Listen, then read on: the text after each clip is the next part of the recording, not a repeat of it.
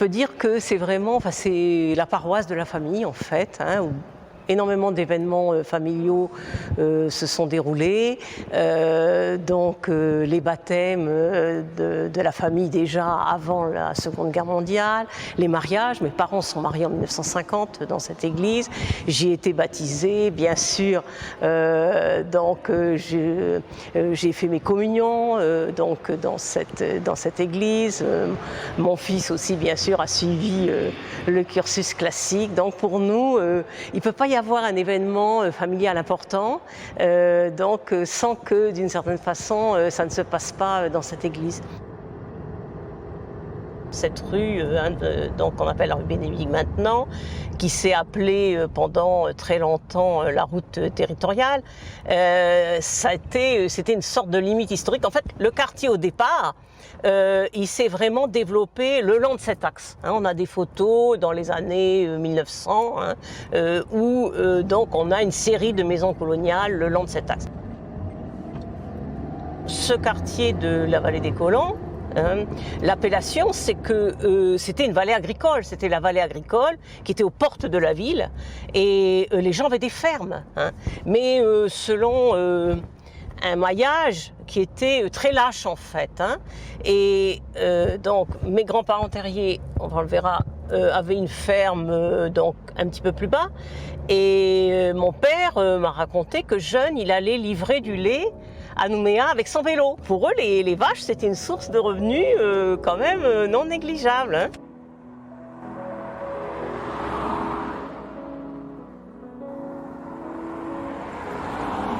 C'était la maison de mes grands-parents.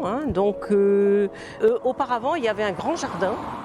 Et un peu plus loin, là où il y a cette maison, voilà, il y avait les étables pour les vaches.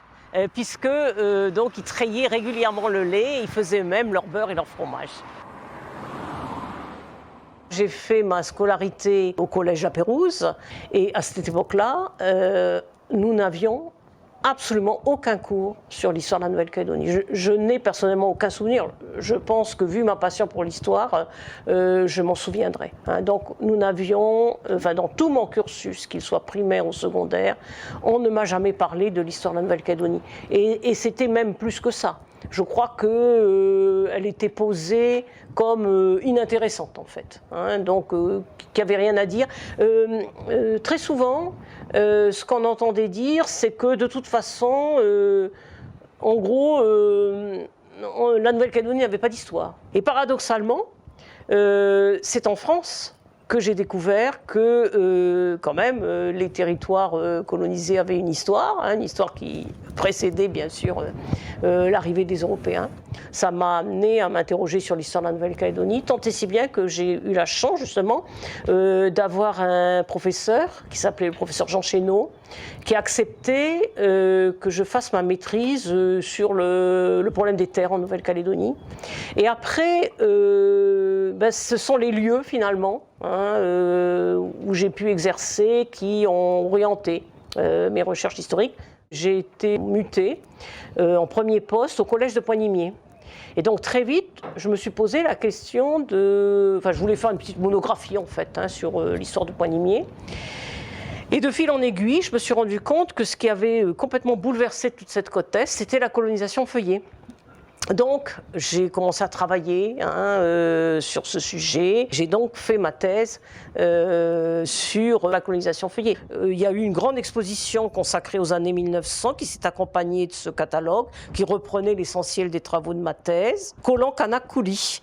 Et justement, j'ai tenu à ce titre, puisque je n'aborde pas uniquement que l'arrivée donc de ces colons dits feuillés, mais les conséquences que ça a eu sur les Kanaks, et notamment le grand cantonnement. Et puis ce qu'on oublie aussi parfois, c'est que pour compenser la main-d'œuvre pénale qui serait amenée à manquer, on fait appel à l'introduction de travailleurs engagés asiatiques, les coulis.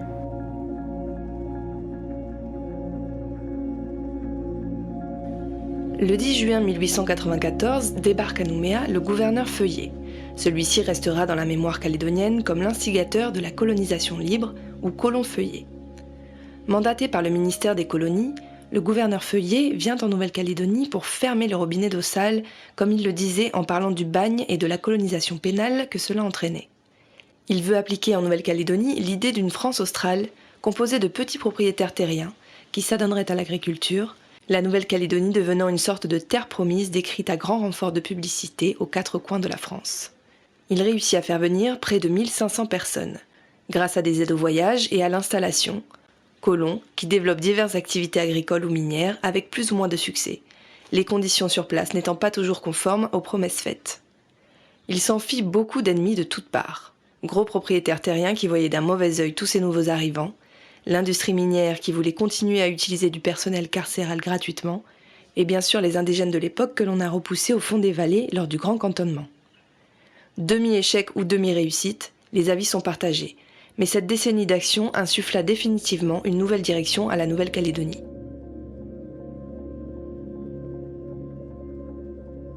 Bien sûr, je fais des recherches par rapport principalement à ce gros corpus des années 1880, en gros, jusqu'à la Première Guerre mondiale, et que j'enrichis de manière permanente. Et puis aussi, j'ai profité de l'opportunité de mes voyages pour aller progressivement à rebours du chemin de mes ancêtres.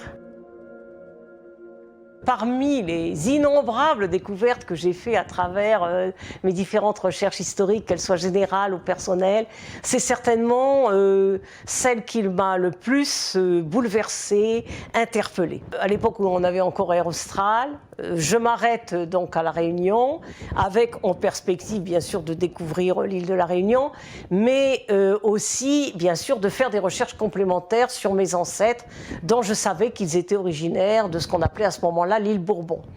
Donc je soustrais un jour de congé auprès de mon époux, n'est-ce pas, pour pouvoir aller aux archives départementales de Saint-Denis. J'arrive, je me présente donc au président de salle. Je lui dis voilà, que je viens de Nouvelle-Calédonie, que je viens chercher des informations sur certains de mes ancêtres qui s'appelaient Fulbert. Il y avait un monsieur qui était là avec un ordinateur, qui entend mes propos et qui me dit tout de suite, il me dit « Oh, Fulbert !» avec un nom pareil, donc un prénom en fait, qui a été transformé en patronyme, ce sont certainement des esclaves. Et moi, je lui dis tout de go, je lui dis « Monsieur, écoutez, j'en doute, parce que parmi mes différents ascendants, ce sont ceux qui ont le mieux réussi. » Il me dit « Je suis membre du cercle généalogique de Bourbon et je suis sûr que je vais pouvoir vous fournir des renseignements concernant vos ancêtres. » Au bout d'une demi-heure, il arrive, il me montre sur l'écran de son ordinateur, il me dit « Qu'est-ce que je vous avais dit ?» Et je découvre avec surprise, enfin effarement et surprise, comment dire, un acte de mariage que je lis donc consciencieusement, et où il est noté que à l'occasion de cet acte de mariage, donc était prononcé l'affranchissement donc des deux personnes que vous voyez ici sur ces portraits. Affranchissement, ça veut dire qu'ils étaient donc d'anciens esclaves. Et ça se passe en 1846, donc 2 ans avant l'abolition officielle de l'esclavage à La Réunion, comme d'ailleurs dans l'ensemble des colonies françaises.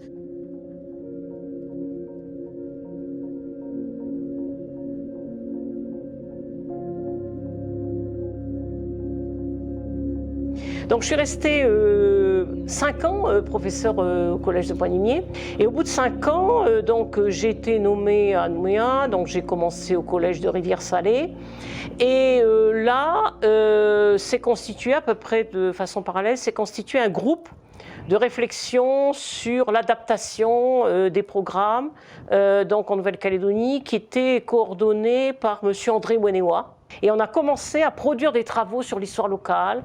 On a commencé aussi à aller dans les différents établissements, parler de l'histoire locale. Les choses vont s'accélérer quand Frédéric Angleviel devient professeur à l'école normale. Il est décidé justement qu'il y ait une vraie unité de formation à l'école normale, donc sur l'histoire et la géographie de la Nouvelle-Calédonie. Je suis né le 1er mai 1961 à la clinique de Magenta, comme de plusieurs générations de Calédoniens. J'ai eu la chance d'avoir à la fois une mère calédonienne, ce qu'on appelle à certains moments le mot caldoche, donc son papa est un Mariotti, sa maman est une fille Cornaille, et mon père était métropolitain qui venait d'arriver pour d'abord être marin de seconde ou de troisième classe à la Pointe-Chalex, et puis ensuite il a travaillé à la Chambre de commerce où il a fini secrétaire général. Lorsque j'ai commencé à m'intéresser à l'histoire, je me suis automatiquement intéressé à l'histoire de ma famille, et puisque ma mère est une fille Mariotti, donc c'était de se poser la question de l'origine de la venue de la famille Mariotti en Nouvelle-Calédonie. C'est mon arrière-grand-père, Paul-Louis Mariotti, qui est arrivé en 1878 comme bagnard, donc pour une question de vendetta à Corse.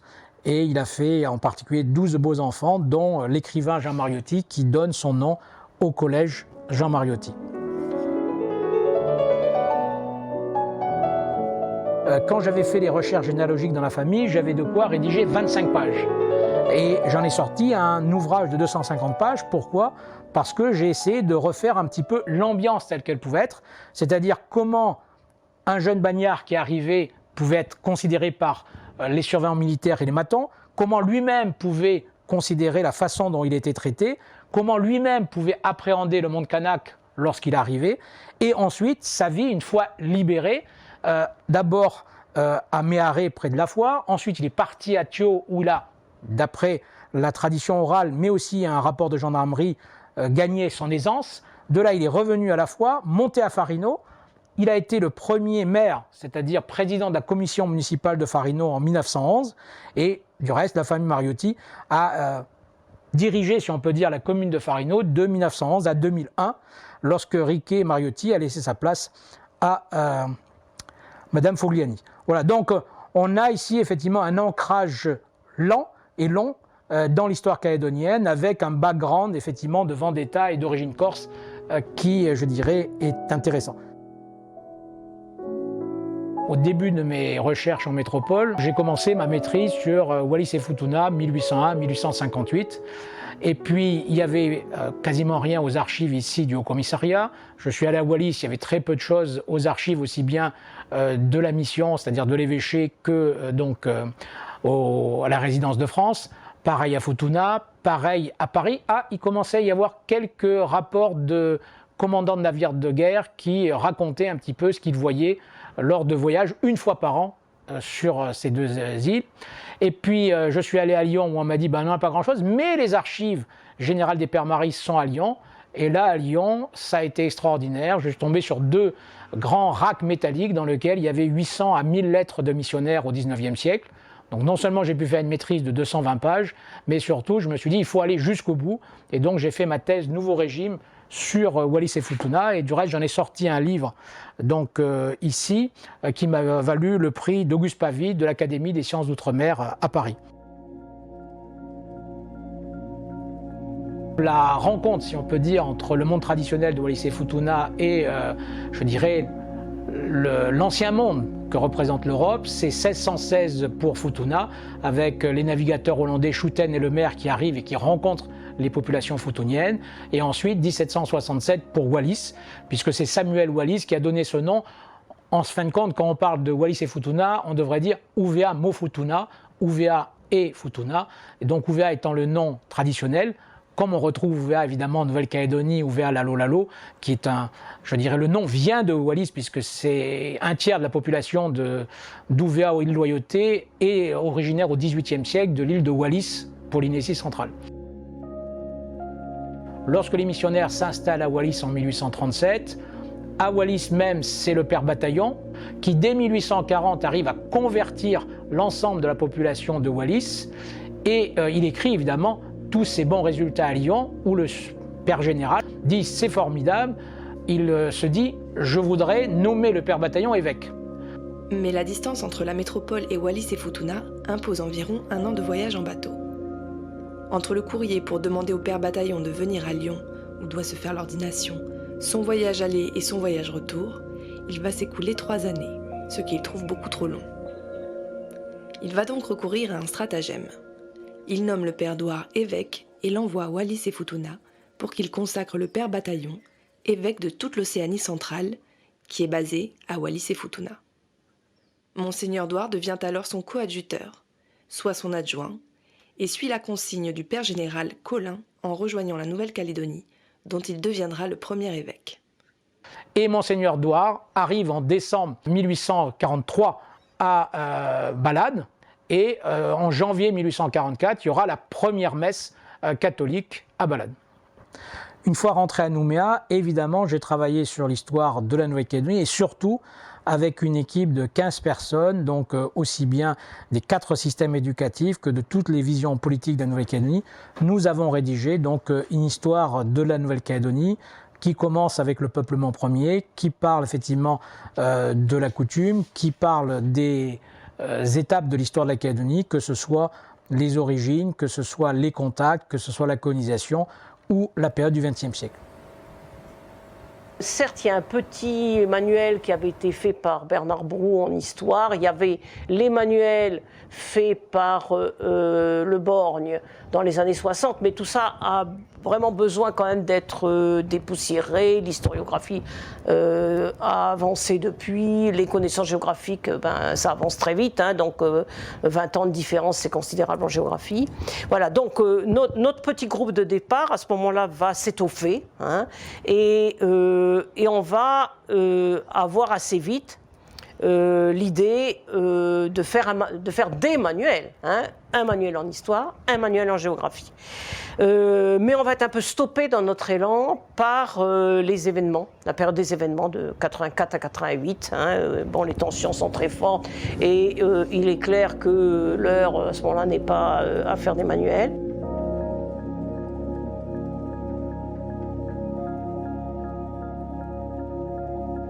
Par contre, une fois les événements achevés, hein, dès 89 en fait, donc le groupe est reconstitué et donc on va travailler principalement les 2 années 89-90. Hein, donc là c'est un groupe élargi.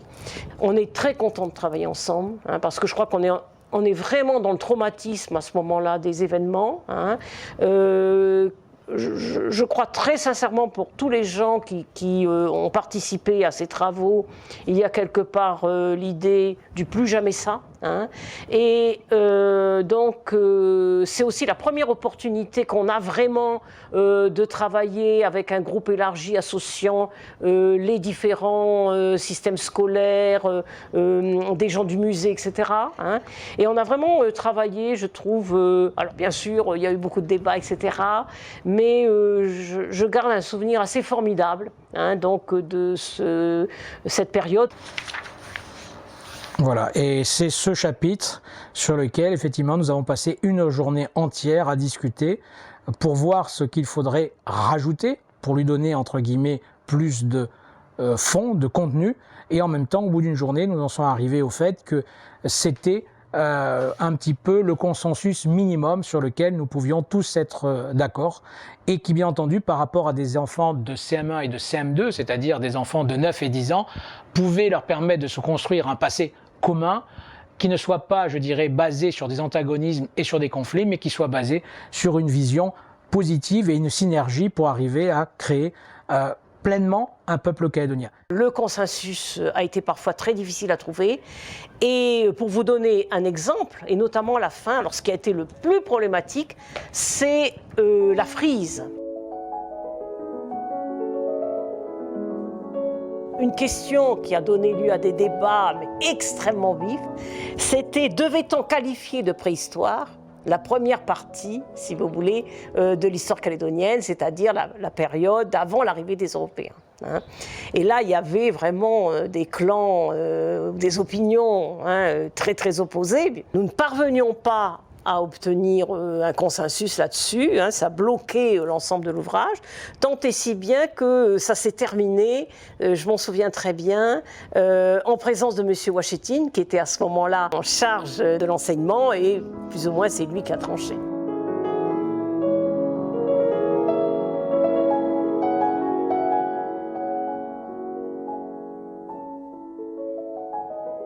La perception du passé est quand même intimement liée souvent à la perception que l'on a du présent.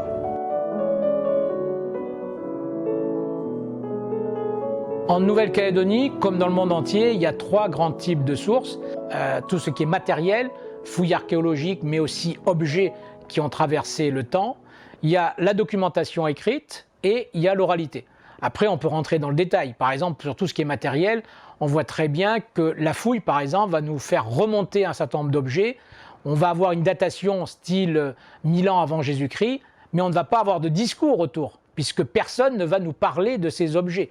Par exemple, lorsqu'on trouve des poteries lapita qui sont aux alentours de l'an 0 de notre ère ou du christianisme, personne dans le monde kanak va pouvoir nous dire qui a fait ces poteries lapita, pour quelles raisons. Donc il va y avoir des hypothèses développées par ces archéologues. Et en archéologie, je dirais, il y a beaucoup plus de points d'interrogation que de réalité.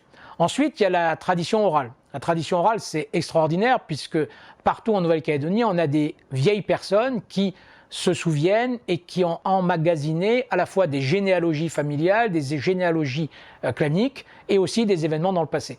Malheureusement, il y a une grande limite, c'est 500 ans.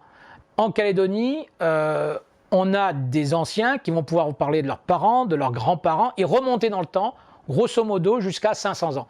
Et au bout de 500 ans, l'histoire se dilue, disparaît complètement.